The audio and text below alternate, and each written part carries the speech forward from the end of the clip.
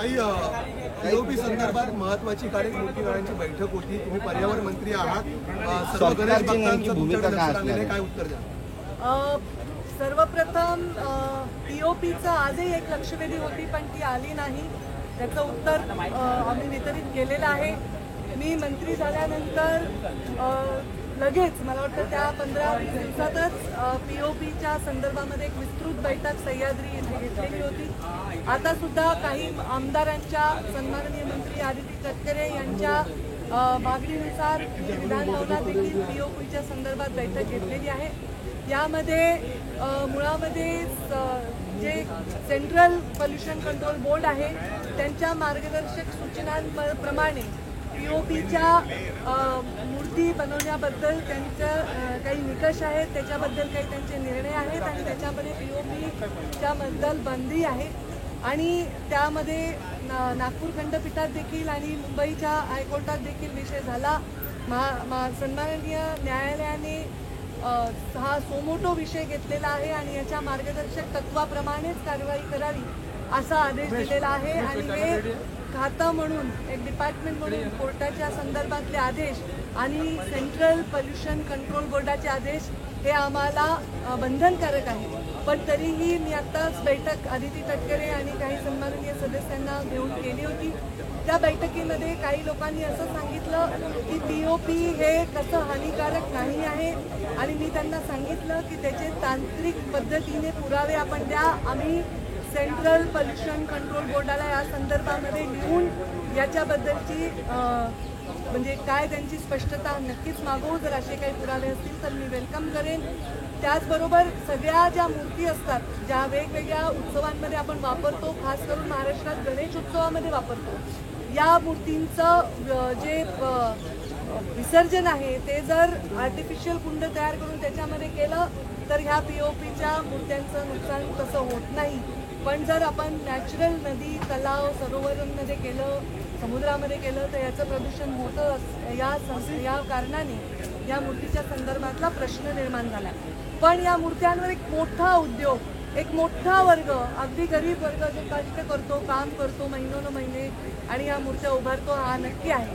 पण प्रदूषण हे सगळ्यात महत्त्वाचा विषय आणि कोर्टाचे आम्हाला जे निर्णय आहेत ते आमच्यासाठी सर्व श्रेष्ठ आणि क्रमप्राप्त आहेत। पण आम्ही या बैठकीमध्ये जे काही शास्त्रज्ञ पुरावे आणणार आहेत ते पुरावे आम्ही सेंट्रल पोल्युशन कंट्रोल बोर्डाला देऊ आणि त्यांच्याकडनं स्पष्टता मागवू आणि सन्माननीय मुख्यमंत्री महोदय यांच्याशी पण चर्चा करतोय आणि LNGDकडे पण आम्ही विनंती केलेली आहे की याच्यामध्ये जर काही असे शास्त्रयुक्त पुरावे आले तर आम्हाला काही इंटरव्हेन्शन कोर्टात करता येईल का याच्याबद्दल आम्ही चर्चा करतोय। लवकरच त्याबद्दल स्पष्टता।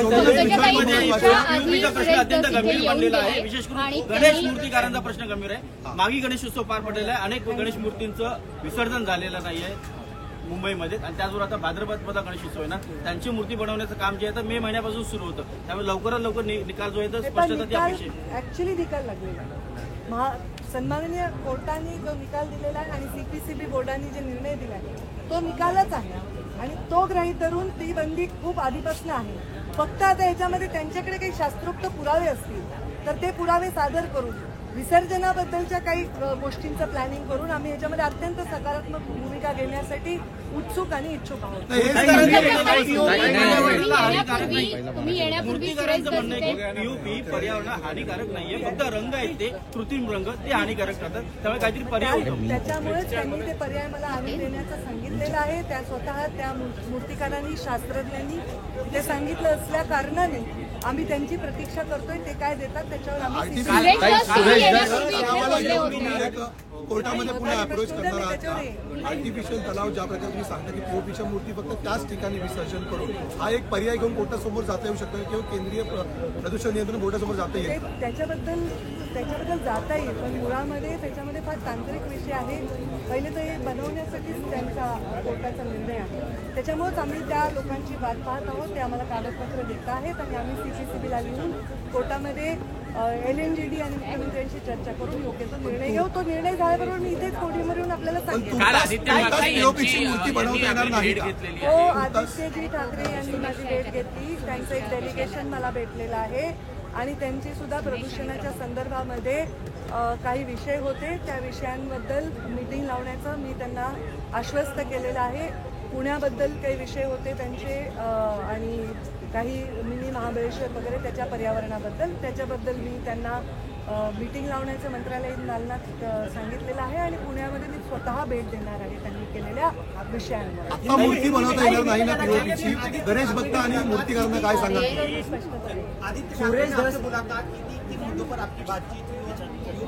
आदित्य ठाकरे इन्होंने मुझसे भेंट की, उनका एक डेलीगेशन लेकर वो आए थे और उन्होंने प्रदूषण के बारे में, वो भी प्रदूषण मंत्री पर्यावरण मंत्री रह चुके हैं, प्रदूषण के बारे में उन्होंने कुछ मुद्दों पर चर्चा की, कुछ मुद्दे उठाए, उसके कागज, उसके टेक्निकलिटीज हमने देखे, बहुत अच्छी विस्तृत चर्चा हुई और पूना और कोई और चीज़ों और कोई जगहों के बारे में उन्होंने कुछ विषय रखे हैं.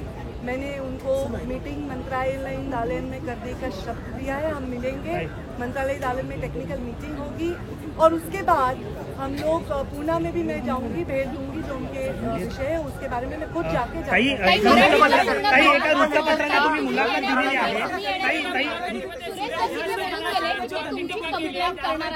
तुम्ही सुद्धा पक्षविरोधी भूमिका जी आहे ते मांडलेली आहे. ते मराठी झालंच नाही.